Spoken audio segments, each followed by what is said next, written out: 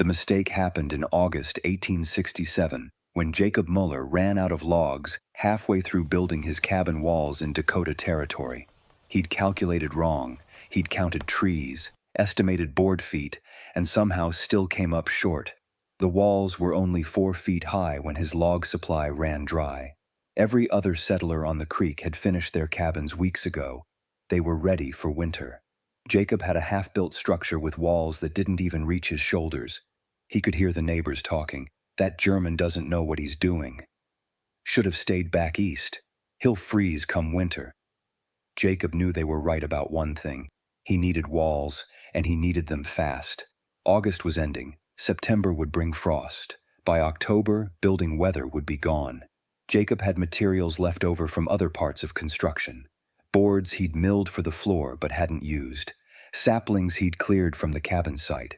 Prairie sod cut for the roof. Clay from the creek bank. None of it was suitable for standard log wall construction. But standing there looking at his 4-foot-high walls, Jacob had an idea. A desperate, improvised idea that violated every principle of proper cabin building. He'd build up the remaining 3 feet using whatever materials he had. Not uniform logs, not proper construction, just layers of whatever would work, stacked and packed until the walls reached 7 feet. The neighbors would mock it. It would look terrible, but it would be walls, and walls were what he needed before winter. Over the next 3 weeks, Jacob built the strangest cabin walls anyone in the settlement had seen. Above his 4 feet of conventional horizontal logs, he added a layer of vertical sticks, saplings 6 inches apart, driven into the gaps between the logs below.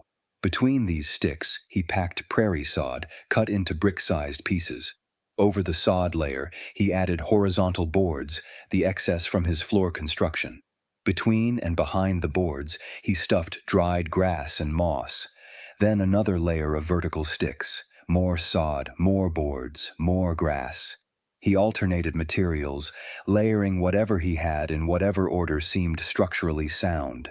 Clay mortar from the creek filled gaps and held everything together. By the time he finished, the upper 3 feet of his walls were a chaotic sandwich of wood, sod, grass, and clay. It looked like a child had built it. It looked like it might collapse at any moment. It looked ridiculous. The neighbors laughed. They called it the patchwork cabin, the hodgepodge house. One settler, a man named Robert Yates who prided himself on proper construction, made a special visit just to criticize. "That wall won't last through one winter," Yates said flatly. "First, heavy snow will bring the whole thing down. You need to tear it down and build properly." Jacob asked what he should build with, given that he had no more logs and no money to purchase materials. Yates shrugged. "That's your problem. Should have planned better. Can't build a house out of garbage." Jacob thanked him for his concern and went back to work. He was filling the last gaps with clay mortar, sealing every crack he could find. The structure might look like garbage, but at least it would be sealed against the wind. Winter came early that year. By mid-October, temperatures were dropping below freezing at night. By November, daytime highs stayed below freezing. By December, the cold was serious. 20 below zero, 30 below. The kind of cold that made conventional cabins, built properly with uniform logs and standard construction, barely habitable. The settlers burned wood constantly, feeding their stoves throughout the night, and still they froze. Frost formed on interior walls. Water buckets froze solid. Children slept in piles under every blanket the family owned and still shivered. Several families gave up and moved into the settlement's community building, abandoning their cabins as too cold to survive in. The winter of 1867 to 1868 was testing every structure and every settler. Jacob Mueller's patchwork cabin behaved completely differently. The interior stayed warm, not just survivable, actually comfortable. Jacob burned wood, certainly, but far less than his neighbors. His stove fire in the evening would keep the cabin warm through the night and into the next morning. His walls showed no interior frost. His water bucket stayed liquid. He slept comfortably under a single blanket. The difference was so dramatic that some neighbors accused him of lying about his wood consumption. Nobody's cabin could stay that warm without burning massive amounts of fuel. Jacob must be cutting wood at night and hiding the evidence to make himself look better. The accusation was absurd, but it showed how incomprehensible his cabin's performance was to people who assumed proper construction was the only construction that worked.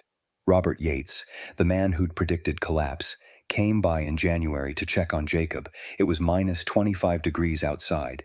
Yates had walked from his cabin 300 yards away and was nearly frozen despite heavy clothing. Jacob opened his door to let Yates in. Warm air poured out into the winter night. Yates stepped inside and stopped, confused. The cabin was warm, actually warm. He could see his breath disappearing within seconds as the moisture hit the warm, dry air. The interior temperature had to be at least 60 degrees, maybe more.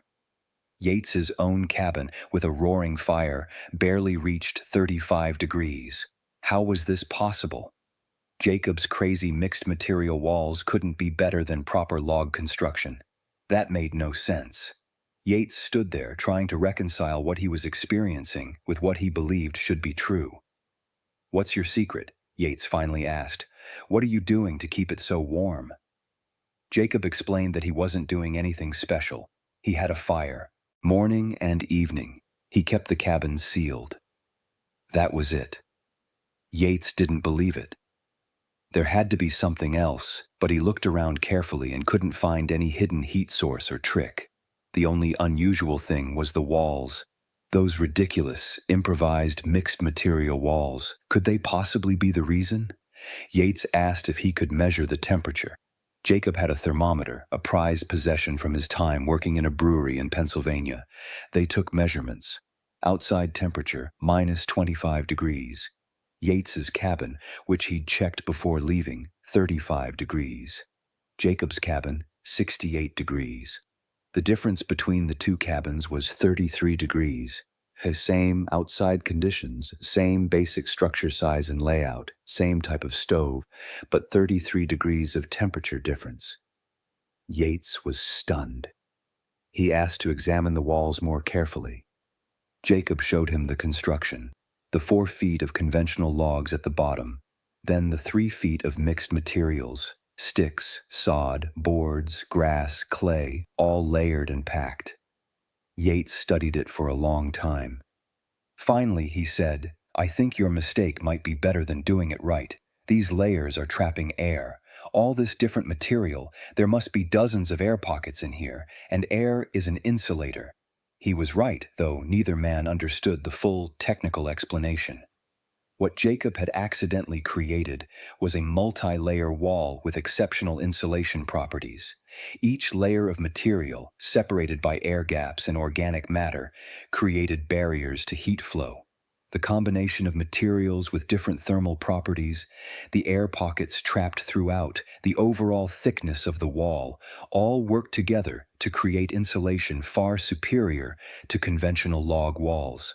If you're fascinated by accidental discoveries that outperformed expert-designed solutions, make sure to subscribe to the channel. We're uncovering stories where mistakes and improvisation created innovations that professionals missed. Hit that subscribe button so you don't miss our next episode. Within days, word spread through the settlement. Jacob Mueller's patchwork cabin was the warmest structure on the creek. Settlers started showing up to see it for themselves. They'd measure their cabin temperatures, then measure Jacob's, and stand in disbelief at the 30-plus degree difference. Some asked if they could retrofit their cabins with similar walls. Jacob explained that his construction had been improvised, that he didn't have a specific plan they could follow. Each cabin would need to use whatever materials were available. The principle was layering different materials with air gaps, but the specific implementation would vary. Over the rest of that winter, 3 settlers attempted to add insulating layers to their existing cabin walls. The results were mixed. Some improvement, but not as dramatic as Jacob's cabin, probably because retrofitting existing structures was harder than building right from the start. By spring 1868, Jacob's accidental wall design was the talk of the entire Dakota settlement region. When new settlers arrived, they heard about the patchwork cabin that stayed warmer than properly built cabins. Some of the newcomers decided to try similar multi-layer construction. They didn't run out of logs like Jacob had. They deliberately built multi-layer walls from the beginning, incorporating the principle of diverse materials and air gaps. One settler, a Norwegian named Olaf Svensson, took the concept even further. He built walls with 3 distinct layers: an inner layer of vertical boards, a middle layer 6 inches thick filled with a mixture of clay, grass, and moss, and an outer layer of horizontal logs. The 3-layer wall with the insulated core performed even better than Jacob's improvised layers. Svensson's cabin required almost no heating at all in moderate cold and stayed comfortable even in extreme cold with minimal fire.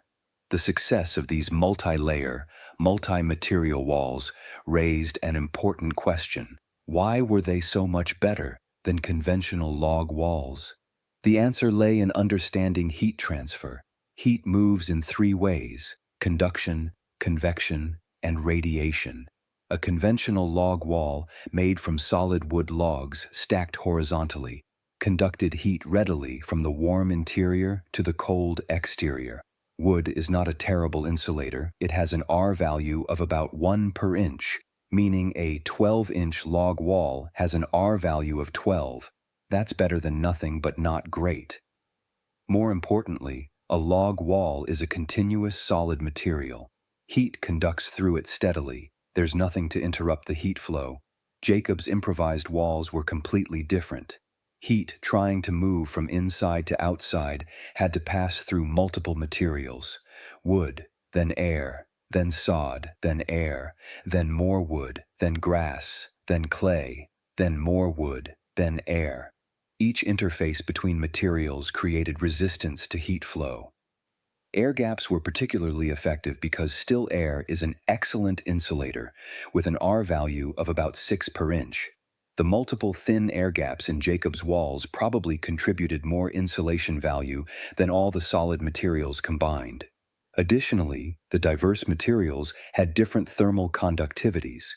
Heat moved through them at different rates.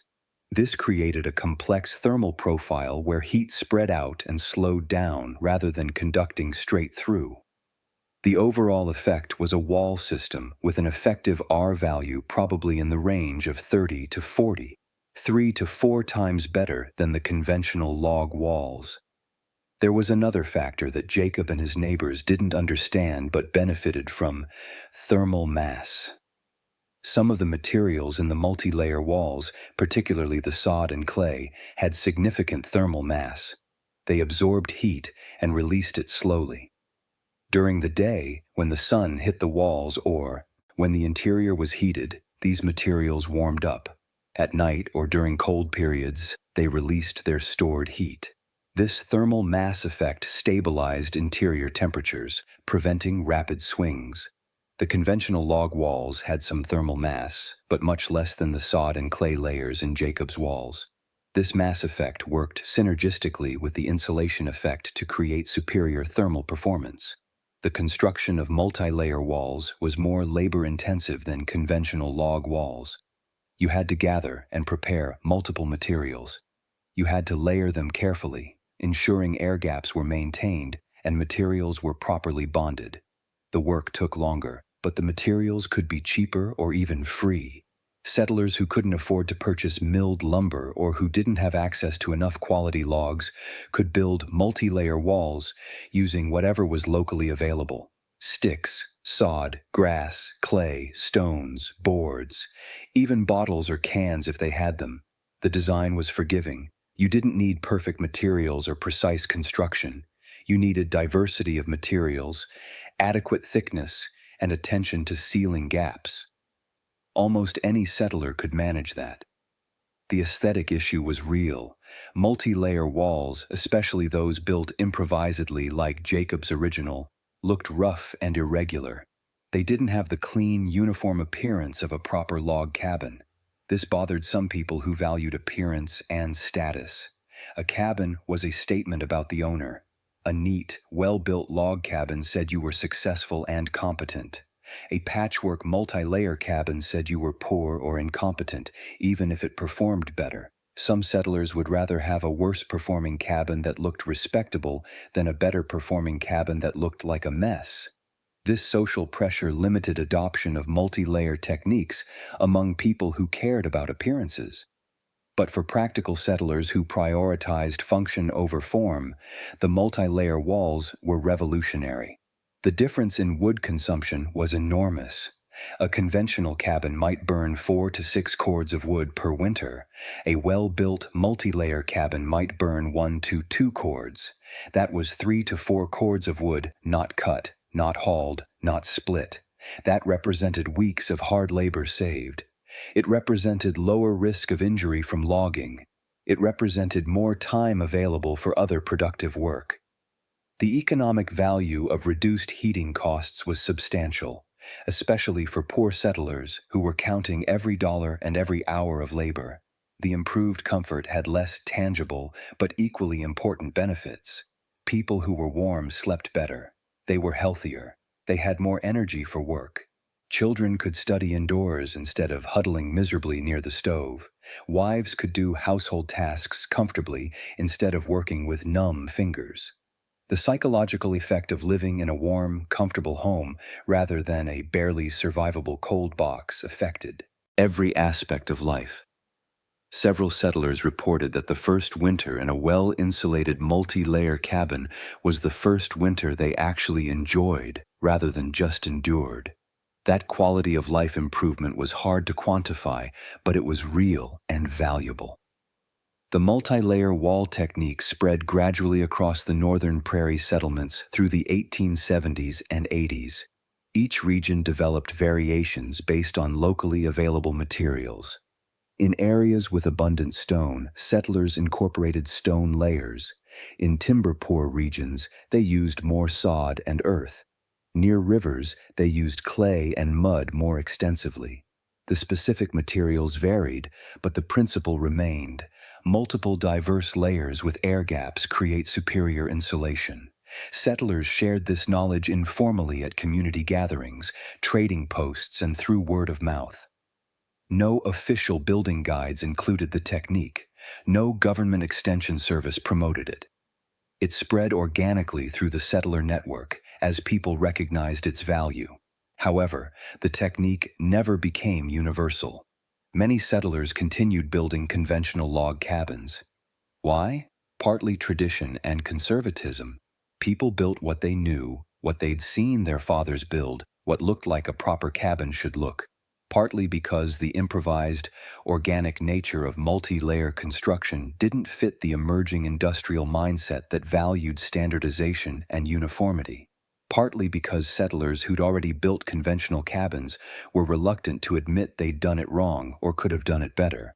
The psychological resistance to acknowledging that a random accident by an inexperienced German immigrant produced better results than proper techniques taught by experienced builders was significant. Pride prevented learning. There was also increasing availability of manufactured building materials. By the 1880s and 90s, the railroads brought milled lumber, tar paper, and eventually insulation materials to prairie settlements. These industrial products offered another path to better thermal performance. A conventional log cabin with tar paper sheathing and sawdust insulation could perform nearly as well as multi-layer walls. The industrial solution appealed to people who distrusted improvised folk techniques and preferred purchasing standardized products. The multi-layer wall method represented self-reliance and making do with local materials. The industrial solution represented modernity and participation in the commercial economy. These weren't just different construction methods, they were different worldviews. By the early 1900s, multi-layer earth and wood construction was declining. Settlers aspired to wood frame houses with industrial insulation, not mixed material structures that looked crude. The knowledge survived in isolated areas where people still built with local materials out of necessity or tradition, but it faded from mainstream awareness. Jacob Mueller's accidental innovation, which had provided superior thermal performance for dozens of pioneer families, was largely forgotten. When people encountered old pioneer structures with multi-layer walls, they often assumed the builders had been incompetent or poor, not realizing these walls were actually thermally superior to the neat log construction that looked more professional. The revival of interest in alternative building in the 1970s led to rediscovery of pioneer building techniques, including multi-layer walls. Researchers studying historical structures documented examples of mixed material construction and analyzed their thermal performance. They found what the pioneers had known from experience. Diverse materials with air gaps create excellent insulation. Modern analysis using thermal imaging and R-value calculations confirmed that the improvised walls often outperformed conventional construction by wide margins. The knowledge was scientifically validated, but it was treated as historical curiosity rather than practical technique worth reviving. Today, the principle lives on in modern building materials, though most people don't recognize the connection. Structural insulated panels use a foam core between two rigid faces, creating a multi-layer system. Insulated concrete forms use foam panels filled with concrete, another multi-layer approach. Modern wall systems often incorporate multiple layers: framing, insulation, vapor barriers, sheathing, air gaps, siding. These are engineered, standardized versions of the same principle Jacob Mueller stumbled onto in 1867. Multiple diverse layers with air gaps create superior thermal barriers. The pioneers knew it empirically. Modern building science knows it theoretically. The principle is timeless, even though the specific materials and methods have changed. What Jacob had created by accident was a wall system that addressed all three modes of heat transfer simultaneously. The diverse materials interrupted conductive heat flow. The air gaps prevented convective heat flow. The uneven, rough surface reduced radiative heat flow. A conventional log wall only addressed conduction, and not very well. Jacob's wall addressed all three mechanisms effectively. This comprehensive approach to thermal control was superior even though it was unplanned and improvised. Sometimes solving multiple aspects of a problem simultaneously, even by accident, produces better results than elegantly solving only one aspect. Jacob's messy solution beat everyone else's neat solution because the messy solution addressed more dimensions of the problem. The 33-degree temperature difference between Jacob's cabin and the conventional cabins wasn't marginal or debatable. It was massive and measurable. It meant the difference between comfort and suffering, between reasonable heating costs and crippling fuel consumption, between a home and a survival shelter. That difference came entirely from the walls. Everything else was similar. The walls made the cabin. Jacob's improvised mixed material walls made his cabin dramatically superior to the carefully constructed, properly built conventional cabins. This is a stunning indictment of conventional wisdom and standard practice. The right way to build was actually inferior to a panicked improvisation by someone who'd run out of proper materials. This pattern appears throughout these stories. The accepted method often isn't optimal, it's just accepted. It's what everyone does because it's what everyone has done. When someone, through necessity or creativity, tries something different, they often discover that different is better. But the social and psychological barriers to recognizing and adopting better methods are high. People prefer familiar inadequacy to unfamiliar superiority. This preference for comfortable mediocrity over uncomfortable excellence limits human progress in countless domains. Jacob's cabin proved that mixed material layered walls were superior. Most settlers kept building conventional log walls anyway. Knowledge existed. Adoption lagged. This gap between knowing better and doing better is one of the most frustrating aspects of human behavior. Before we wrap up, I want to ask you to subscribe if you haven't already. We're bringing back forgotten innovations that were accidents but outperformed deliberate engineering. Your support keeps us researching these lost techniques. Hit that subscribe button now. Jacob Mueller lived in his patchwork cabin for 12 years, until 1879 when he sold his claim and moved to town. The cabin remained occupied by successive owners until 1903, 36 years after its construction. When it was finally abandoned, the walls were still sound. The multi-layer construction had held up well, requiring minimal maintenance over the decades. Some of the materials had shifted or settled, but the overall integrity remained. The cabin outlasted many conventionally built structures from the same era. Good thermal performance apparently correlated with good durability.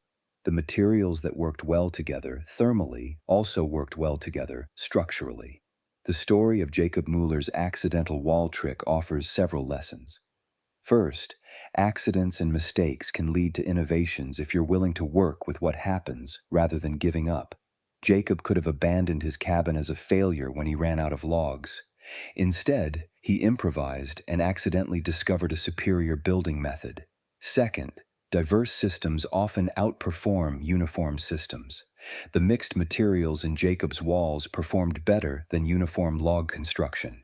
This diversity principle applies broadly beyond building. Monocultures are often less resilient than diverse ecosystems. Third, professional methods aren't always optimal methods. The proper way to build a cabin was actually thermally inferior to Jacob's improper method. Expertise can become dogma that prevents innovation. Fourth, measurable performance should override aesthetic judgment. Jacob's walls looked terrible but worked better. That performance difference should have ended all debate. Instead, many people continued valuing appearance over function. Fifth, knowledge transmission requires overcoming psychological and social barriers. The information about multi-layer walls was available. Many settlers saw the results. Yet adoption was limited because people couldn't accept that an accident by a novice beat deliberate construction by experienced builders. Pride and conformity matter more than we like to admit. Sixth, simple principles can have powerful effects. Multiple layers with air gaps. That's not complicated, but it made a 33-degree difference in interior temperature. Sometimes the best solutions are simple if you can set aside assumptions and preconceptions. The cabin that neighbors predicted would collapse stood for 36 years. The walls that were mocked as garbage outperformed proper construction by 33 degrees. The accidental innovation that violated every building principle produced superior thermal performance through improvisation and necessity. Jacob Mueller never claimed to be a genius or innovator. He was just a settler who ran out of logs and built with what he had. His willingness to try something different, even something that looked wrong, led to a discovery that benefited many families over many years. The accidental trick wasn't really about walls. It was about being willing to question conventional wisdom, to improvise when standard methods aren't available, and to evaluate results over appearances. Those lessons matter in building cabins. They matter in everything else, too.